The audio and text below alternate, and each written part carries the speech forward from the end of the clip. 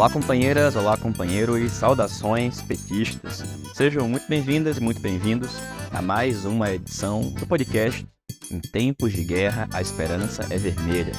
Hoje é sexta-feira, dia 31 de maio. Eu sou o Patrick e toco a conversa junto com vocês. No episódio de hoje, falamos de alguns dos principais temas que nós abordamos aqui no podcast ao longo deste mês de maio. Ouvimos a companheira Elisa Guaraná, que trata da situação e o status atual da greve dos docentes e técnicos das universidades e institutos federais.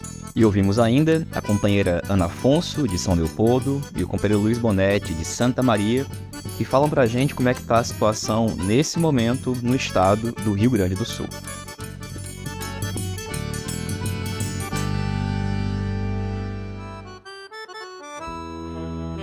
Pessoal, a gente começa a edição do último dia do mês de maio do nosso podcast falando do começo do mês, do 1º de maio, o Dia Internacional de Luta das Trabalhadoras e dos Trabalhadores, que infelizmente, como nós falamos aqui no podcast, escutamos companheiros do movimento sindical, da CUT, ficou muito, mas muito aquém do necessário. O que não significa que nesse mês de maio não ocorreram importantes lutas, como é, por exemplo, o caso da greve dos docentes, dos técnicos administrativos, das universidades e institutos federais. No entanto, as mobilizações de massa na rua que contribuam para disputar os rumos do governo do presidente Lula, isso infelizmente deixou a desejar.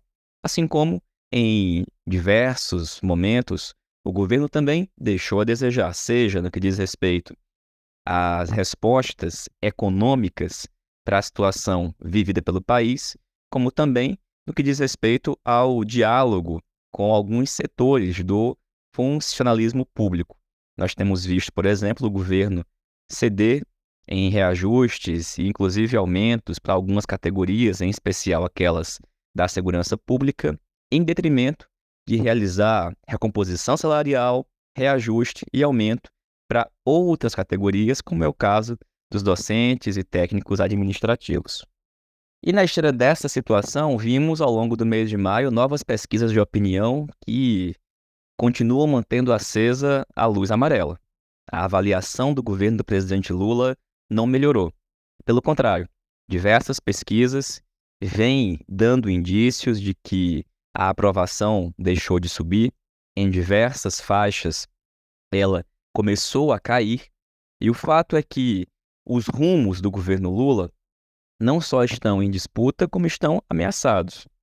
Nesse mês de maio, nós vimos pesquisa da Genial Quest, da Folha de São Paulo, ambas e inclusive outras também regionais, com a mesma tendência. Existe uma certa dúvida sobre a capacidade do governo Lula entregar aquilo que foi proposto e prometido nas urnas. Mas além disso, vimos também, ao longo desse mês de maio, a extrema-direita, a direita e o centrão agirem para tentar impor a sua pauta política, econômica e social, seja no Congresso Nacional, seja inclusive nos estados. No estado de São Paulo, por exemplo, o debate desse momento diz respeito à flexibilização do uso de câmeras pelos policiais, e começamos essa semana com o Tarcísio avançando na implantação das escolas cívico-militares. De tal forma que esse mês de maio, em âmbito nacional, foi um momento e um mês muito difícil. Nós não acumulamos força. Se a gente fosse fazer um balanço a sério da situação interna nesse mês de maio, foi um mês de luta para um setor importante da classe, em especial professores e técnicos, mas de conjunto de arrefecimento.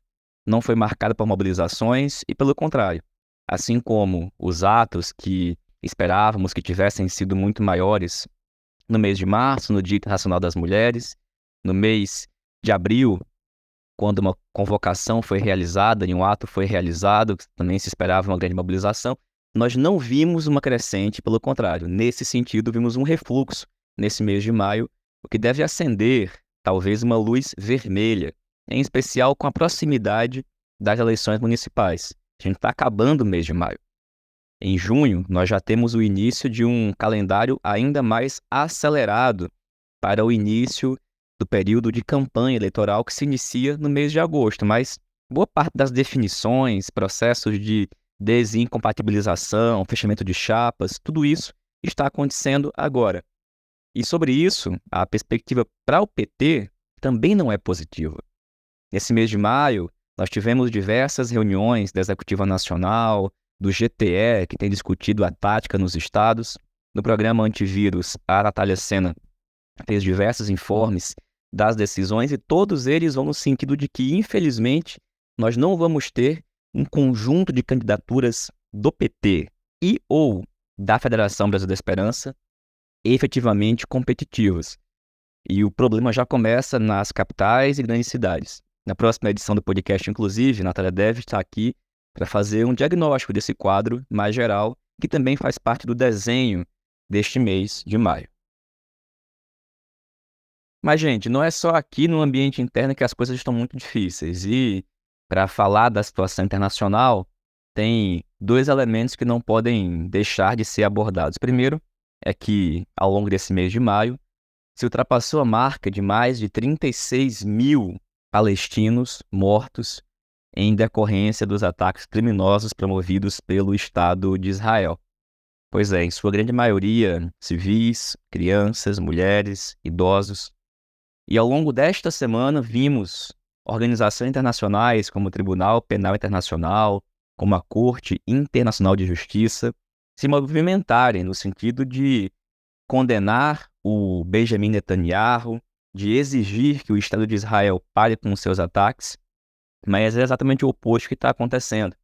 Vimos no último final de semana o Estado de Israel atacar a cidade de Rafah, que foi o local onde milhões de palestinos tinham se refugiado para fugir da guerra, e justamente lá, onde tem inclusive acampamentos, né, que estão servindo de abrigo e refúgio humanitário, serem atacados cruelmente, violentamente, covardemente, e mulheres, crianças, civis, idosos serem assassinados, alguns deles carbonizados pelas bombas enviadas pelo Estado de Israel. Existe uma escalada, o conflito continua acontecendo, iniciado lá no mês de outubro do ano passado, e não tem outra coisa que não deva ser feita que não seja o rechaço total. E esta semana, pelo menos na esfera internacional, algo foi feito pelo Brasil, né? O presidente Lula convocou de volta definitivamente o embaixador brasileiro em Israel. Na região, lá no início desse mês de maio, o presidente colombiano Gustavo Petro rompeu relações formais com o Estado de Israel e vimos, ao longo do mês, nos Estados Unidos, diversas universidades, estudantes, professores realizarem manifestações exigindo que estas instituições americanas rompam os seus contratos, os seus vínculos com o Estado de Israel. O fato é que, infelizmente, terminamos o mês de maio com a continuidade da guerra, que na verdade é um massacre e um genocídio realizado pelo sionismo contra a população civil da Palestina, com o objetivo de realizar o que mais de uma vez foi chamado pelo Netanyahu e pelos seus de solução final. Por isso, expressar sempre solidariedade, apoio ao povo palestino, à causa palestina e à luta pelo fim deste genocídio, deste massacre e pela libertação do povo palestino. E ainda no que diz respeito à situação internacional, a segunda coisa diz respeito à proximidade das eleições nos Estados Unidos e o fato de que, esta semana, o ex-presidente Donald Trump foi condenado na esfera criminal.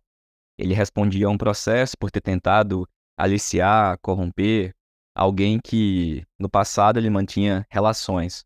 E o fato é que é mais uma condenação do Trump, já tinha sofrido diversas outras em alguns estados, ficando inclusive inelegível em alguns estados. Mas o fato é que isso acirra a disputa americana, em especial porque o discurso dele realizado no dia de hoje, e que nitidamente serve para a disputa política e eleitoral, vai no sentido de dizer que ele agora é vítima de uma perseguição política do establishment democrata e do atual governo do Joe Biden. Joe Biden, que por sua vez também não tem crescido nas pesquisas, em especial por ser tão associado à guerra promovida por Israel, ao financiamento do genocídio feito pelo Estado de Israel. E o fato é que existem diversas implicações que devem ser retiradas a partir do resultado das eleições dos Estados Unidos, não só para aquele país, mas também para a América Latina, para o mundo e, obviamente, também aqui para o Brasil. O fato é que a gente termina esse mês de maio com o tabuleiro se movimentando e em diversas frentes, em diversos aspectos, e é fundamental que nós saibamos nos posicionar, que os militantes do PT, de esquerda, consigam fazer o mínimo de leitura correta das coisas, para que a gente não possa ser levado a reboque de opiniões que muitas vezes nos deixam sem perceber o que de fato está acontecendo. A situação, gente, está muito, mas muito difícil. As coisas não estão melhorando e é preciso que algo seja feito. E aquilo que pode ser feito tem que partir, em especial, das organizações da classe trabalhadora.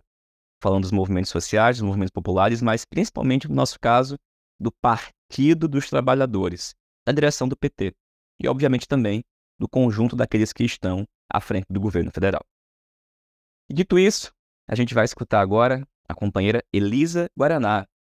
A Elisa, que é da Associação de Docentes da Universidade Federal Rural do Rio de Janeiro, está acompanhando também o Comando Nacional de Greve, que nos atualiza da situação da greve nacional dos docentes, que segue firme após a tentativa de negociação que foi negada esta última semana por parte do governo, mas que continua em seu diálogo para tentar garantir o mínimo daquilo que foi pedido pela categoria. É a Elisa que a gente escuta a partir de agora. Olá, Patrick. Passar um pouco o cenário que nós estamos no movimento docente federal, junto com técnicos administrativos. Estamos em greve, né? Já fez mais de um mês, no caso dos docentes federais, mas os institutos federais 47 dias, se eu não me engano, agora. E no caso dos servidores técnicos administrativos, principalmente vinculados à FASUBRA, estão desde o começo de março, né? Importante dizer que essa greve ocorre depois de 5 meses de tentativas de negociação, em que o governo manteve desde dezembro uma proposta que apontava zero para 2024. Esse zero para 2024 é um ataque mais, é uma situação mais delicada com os aposentados, mas a verdade é que para a gente significa uma perda real nesse ano, mas mais ainda para os aposentados que não tiveram qualquer reajuste em 2024. Isso após virmos de Temer e Bolsonaro, né, num cenário em que nós fomos atacados, nossos salários foram congelados, e dizer que a gente não fez qualquer reação não é verdade. Nós fomos responsáveis, né, pelo tsunami da educação, o maior movimento que ocorreu contra Bolsonaro. Atuamos intensamente contra o golpe, nós, docentes federais, especialmente petistas, né? E agora a gente está tentando unificar uma ação de solicitação junto ao Diretório Nacional, em nome da nossa presidenta Gleisi Hoffmann, que ela possa, por favor, atender o pleito de uma reunião executiva extraordinária para ouvir que os docentes, as docentes do PT, que compõem o Andes, têm a dizer, porque nós não reconhecemos o PROEIF como nosso canal de interlocução, muito pelo contrário, e a gente tem insistido muito. Nós não estamos em 2012, nós não estamos em 2015. Nós temos muitas críticas aos processos como o Andes historicamente atuou nas suas negociações junto ao governo, na forma como atuou no governo Lula, nos governos Lula e Dilma. Por isso, nós formamos o Renova. O Renova Andes ele é fruto, majoritariamente, mas não exclusivamente, de petistas que se mantiveram dentro do Andes, independentes, inclusive de outros partidos que se mantiveram dentro do Andes, lutando, acreditando que esse é a nossa Associação Nacional Docente Sindicato Nacional. Então, assim, esse esforço não foi pequeno. A gente já disputou 3 eleições. Nessas 3 eleições, a nossa média de votação chega a quase 50%, 140 e pouco. Então, a gente tem uma presença importante. A gente está dizendo que o PROEIF não nos representa e que o Antissindicato Nacional hoje tem uma parcela importante de petistas discutindo propondo outra forma da gente dialogar, tanto no cenário do campo da educação, da ciência e da tecnologia, né, como a gente fala na nossa base, mas também na relação com o governo. Então, assim, há um intenso esforço da direção do ANA, do Renova Andes, de pessoas que não são ligadas a nenhuma dessas correntes, mas que acreditam na importância desse diálogo, para que o governo reabra o diálogo que, infelizmente, foi encerrado unilateralmente no dia 27. No dia 27, apesar de todos os nossos apelos, e foram muitos, né, não fomos ouvidos, e os apelos foram na direção de receber a contraproposta organizada pela direção, mas organizada pela base, pelo Comando Nacional de Greves, mas com mais de 60 assembleias das 69 universidades federais, 60 se manifestaram e propuseram uma linha. Em paralelo a isso, o Sinasef apresentou outra contraproposta. Então, o governo tem duas contrapropostas que podem ser dialogadas com a sua própria proposta, mas a gente precisa urgentemente que o diálogo prevaleça. Por isso, nós estamos encaminhando uma carta, nós já encaminhamos uma carta há 2 dias. Nessa carta nós tínhamos inicialmente 70 assinaturas, hoje nós temos mais de 165 assinaturas. São 12 presidentes e presidentas de associações docentes, seções sindicais do Andes, né, de mais de 12 universidades. Então, muito representativo. Se a gente considerar que o Proifes hoje se apoia efetivamente em 6 universidades, das quais 3 não aprovaram a proposta, nós entendemos que a gente tem um campo extremamente representativo que gostaria muito que o Diretório Nacional, especialmente a Executiva Nacional, nos ouvisse. Então, a gente aguarda essa resposta, estamos reencaminhando a carta pela 3ª vez e aguardando que possamos ser ouvidos antes de segunda-feira, que será a reunião apontada como uma reunião final, mas que não para diálogo, até o momento que foi encaminhado por e-mail, é de que não haverá diálogo, então a gente espera que isso mude, porque o diálogo é o nosso método de governar, a participação é nosso método de governar. É o método petista de governar. E é o que nós desejamos para o nosso partido e, portanto, é o que nós desejamos na relação com os nossos movimentos sociais, com os sindicatos, com os movimentos sociais, com a sociedade. É isso. Obrigada, Patrick. Um abraço. Valeu, Elisa. Obrigado, companheira. Toda força a você, aos companheiros e companheiras que estão à frente desse importante movimento em defesa de direitos. E, gente, nós há aproximadamente um mês escutamos aqui no podcast a companheira Ana Afonso. A Ana, que é vereadora na cidade de São Leopoldo, no Rio Grande do Sul, e que há um mês, lá no dia 3 de maio, falava pra gente da dificílima situação vivida pelo povo gaúcho em virtude das fortes chuvas, das cheias, da catástrofe climática e ambiental que retirou milhares de pessoas de suas casas, que perderam suas casas.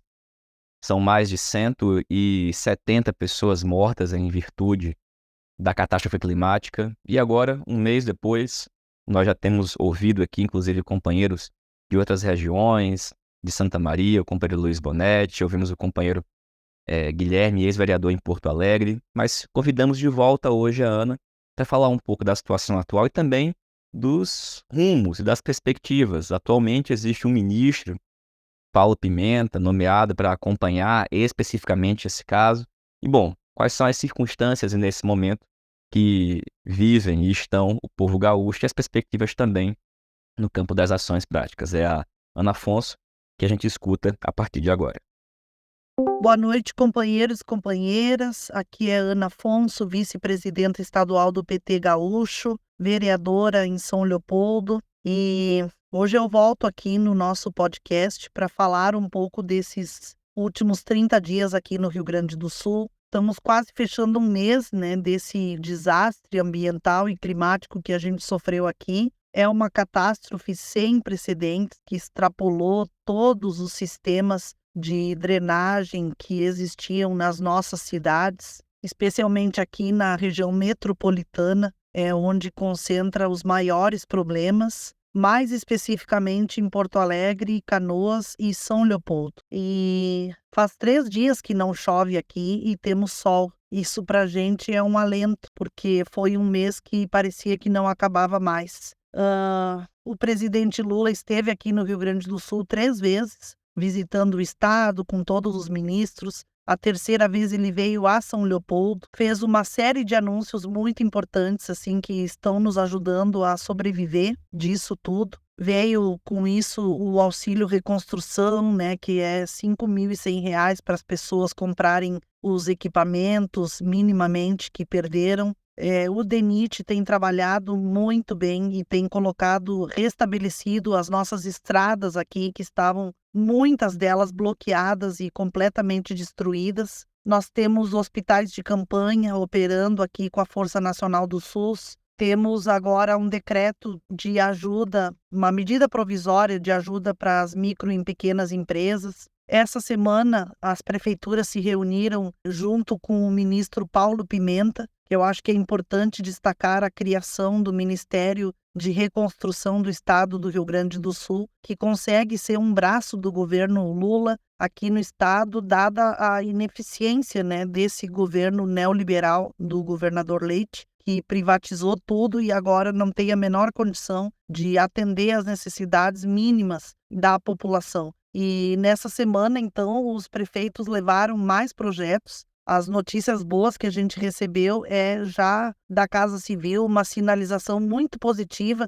de recuperação e modernização do sistema de diques aqui da nossa região para início do segundo semestre, já iniciando, né, esse processo com muito investimento. Também foi apresentado um projeto de um recurso de 15 a 20 mil reais por família que perdeu praticamente tudo, para que possam fazer a reforma das casas, arrumar portas, aberturas, pisos, tudo que foi danificado, porque a gente entende que essa é uma forma mais racional de uma operação em tão grande escala do que a ideia que o governo tinha de compra de imóveis. Não existem imóveis suficientes à venda, não existem imóveis suficientes para aluguel, então muitas vezes não vai haver como resolver com aluguel social. E essa proposta é uma proposta que vai atender minimamente o imediato, né, para que as pessoas se recoloquem dentro das suas moradias.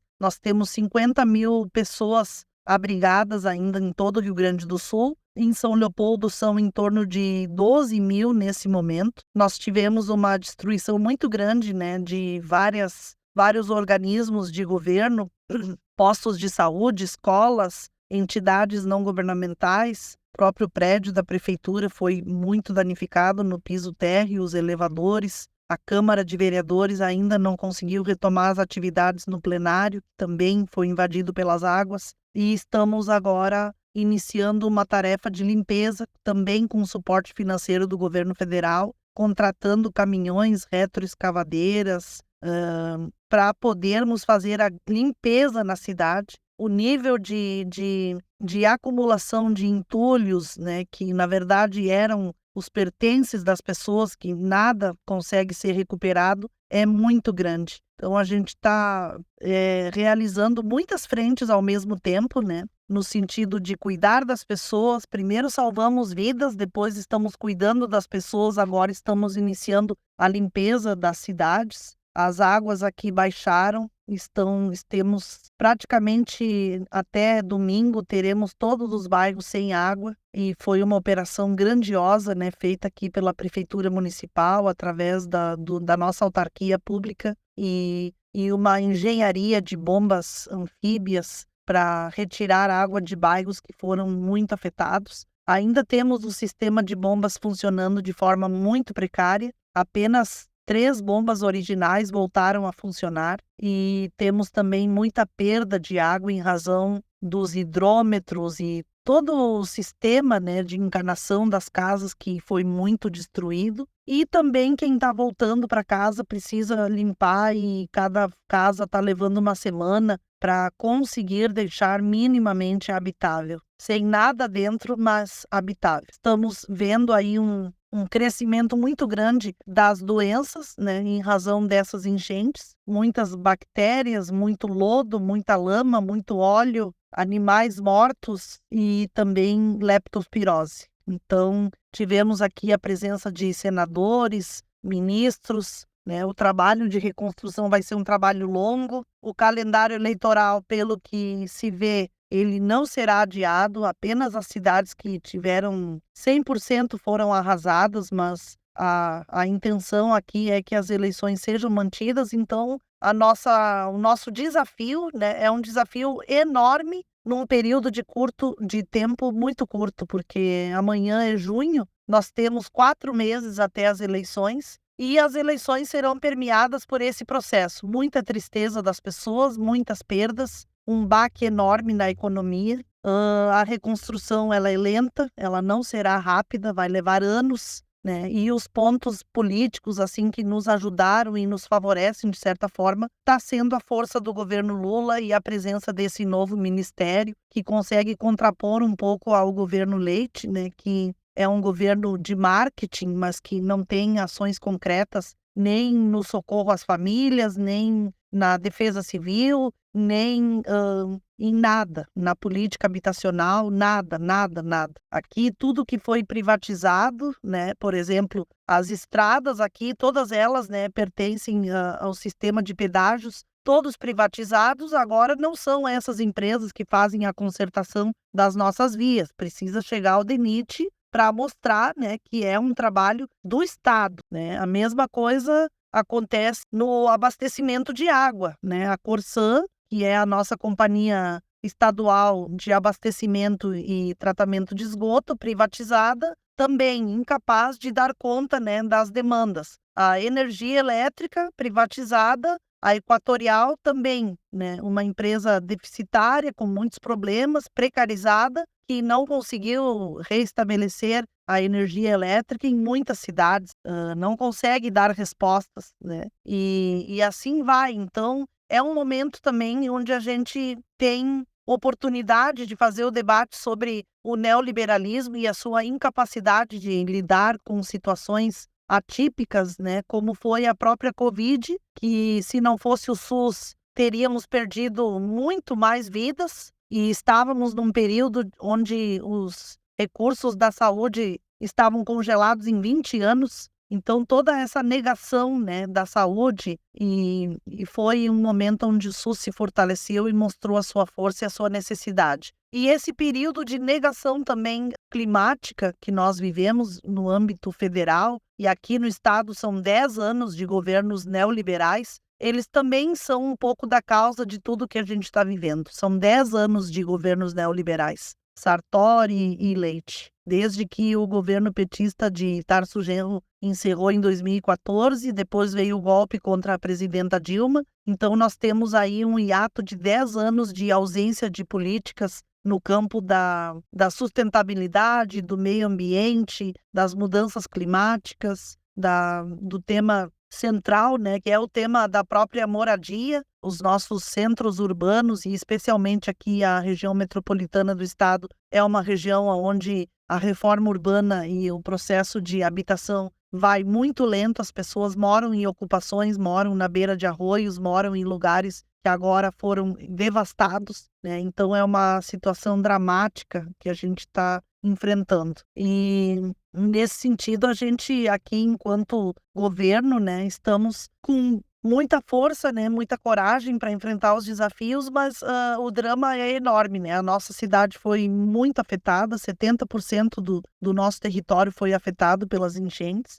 As pessoas estão dando muita credibilidade ao governo em razão do empenho, né, desde o resgate e seguindo pelo tema do acolhimento e das forças que estão unindo aqui, reforçando o poder público municipal, né, o governo do prefeito Vanazzi. Mas no meio dessa tragédia também existe o fascismo operando em caixa alta, né, as fake news, os desvios das doações de mantimentos, de cargas, né, para a montagem de QGs pré-eleitorais, né, em tudo aquilo que a gente imagina que acontece num ano de eleições, onde os nossos adversários, tanto a extrema-direita como a direita, usam, né, de práticas completamente absurdas no meio de uma desgraça desse tamanho. Mas estamos de pé, né? Estamos aí há 30 dias tentando virar essa chave, tentando iniciar o processo de limpeza. Ainda tem muita coisa que precisa ser resolvida, né? Os recursos do governo federal estão chegando, mas por parte do Estado, que houve o perdão da dívida do Estado com a União por 3 anos, houve o aceno do Banco dos BRICS com mais de 5 bilhões, houve também várias movimentações da Justiça. O Estado hoje tem mais recursos e a gente não consegue ver nenhuma política pública sendo apresentada para ajudar, né, a reconstruir as cidades e atender as pessoas que mais precisam. Então, ficou um pouco longo esse áudio, mas esse é o quadro político aqui do Rio Grande do Sul, é o quadro político um pouco de São Leopoldo, né? A nossa sessão aqui é que o governo é extremamente comprometido, né, com o sistema de contenção das cheias, com os diques, com as manutenções, né, com as bacias de contenção, com as políticas sociais, e a nossa autarquia é pública, né, faz investimentos e está conseguindo resolver, né, embora lentamente, mas para o tamanho do estrago é ainda rápido, né, diante da tragédia que a gente viveu. Então esse é o cenário político, né? Estamos muito gratos por toda a solidariedade que a gente está recebendo de todos os estados, né? A solidariedade de muitas pessoas, né, que anonimamente têm ajudado o Rio Grande do Sul, têm ajudado São Leopoldo. Se não fosse isso também e a força das pessoas, nós teríamos o dobro de dificuldades. Fica o meu abraço aí para todos e todas vocês, que a gente possa esperançar, né, olhar para frente e poder sonhar com essa reconstrução na vida do nosso povo gaúcho e do povo leopoldense. Um beijo, fiquem com Deus. Valeu, Ana. Obrigado, companheira. Toda força para você, para os companheiros e companheiras. E ainda em relação à situação atual do Rio Grande do Sul, agora falando de Santa Maria, a gente escuta o nosso companheiro Luiz Bonetti. Boa noite, companheiras e companheiros. Sou Luiz Bonetti, militante da articulação de esquerda e do PT, aqui em Santa Maria, cidade que se localiza aí no coração, no centro do Rio Grande do Sul. E a situação que a gente vivencia nesse momento na região central do estado é essa etapa da reconstrução dos nossos municípios, né? E aí isso coloca em xeque duas coisas, né? A primeira é um debate sobre concepção, né? Quem tem que estar à frente dessa reconstrução? E nós compreendemos que é a participação social através do fortalecimento do Estado máximo. É do poder público junto à sociedade, aos movimentos sociais, às pessoas, e principalmente as pessoas que mais precisam. São as comunidades periféricas, as comunidades indígenas, as comunidades quilombolas, aquelas que sofrem cotidianamente com uma invisibilidade por parte da sociedade como um todo, do poder político também. E isso é importante, porque se a gente for fazer um paralelo, por exemplo, em Porto Alegre, que também está começando um debate sobre reconstrução, lá a ideia, né, do prefeito Sebastião Melo, bolsonarista, do governador Eduardo Leite, que tem muita responsabilidade nessa grande catástrofe, pela incompetência, pela negligência com a pauta climática, que o governador Eduardo Leite tem adotado, essas duas figuras vamos entregar para uma empresa privada, vamos privatizar a reconstrução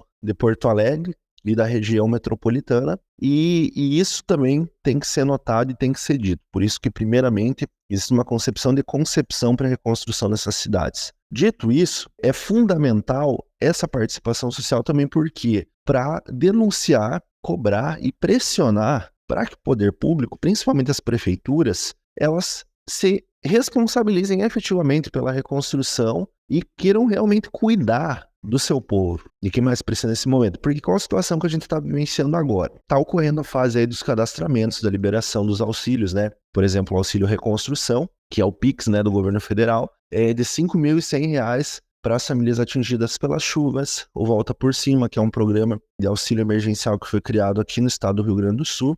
Só que como que está funcionando esse cadastramento, por exemplo, aqui em Santa Maria? Filas enormes, desorganizadas, horas para conseguir fazer o cadastramento, um destaque, né, para uma lógica muito voltada para ter que fazer o cadastramento dentro da prefeitura, ou seja, no centro da cidade. Você chove, você faz chuva, pessoas chegando de madrugada, tendo que aguentar essa fila. Então, quer dizer, quem mais sofreu nesse momento ainda é tratado pelo poder público, pela prefeitura municipal, que aqui em Santa Maria é comandada pelo PSDB, assim como o estado do Rio Grande do Sul é comandado também pelo PSDB, demonstra que não tem respeito por quem mais precisa nesse momento. Essa situação já vinha se dando anteriormente, no momento das doações. Então essa lógica centralizada, que não chega em quem tem que chegar, que faz com que as pessoas que mais estão sofrendo e mais estão precisando de ajuda nesse momento tenham que vir até o centro da cidade, essa dificuldade em conceder os auxílios, isso também tem que ser denunciado, e por isso que a participação social é fundamental nesse momento da reconstrução.